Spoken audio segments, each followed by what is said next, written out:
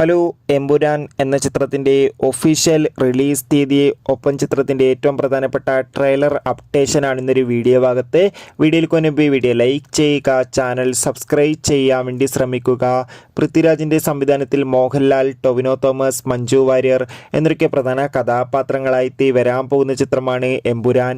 ഏവരുമേറെ ആകാംക്ഷയോടെയാണ് എമ്പുരാൻ എന്ന ചിത്രത്തിൻ്റെ ഓരോ അപ്ഡേഷനും അറിയാൻ വേണ്ടി കാത്തിരിക്കുന്നത്. ചിത്രത്തിൻ്റെ ഒഫീഷ്യൽ ടീസർ കഴിഞ്ഞ ജനുവരി 26 റിലീസിനെത്തിയിട്ടുണ്ടായിരുന്നു.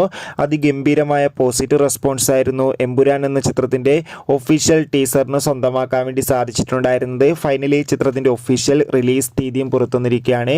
എമ്പുരാൻ എന്ന ചിത്രം ഈ വരുന്ന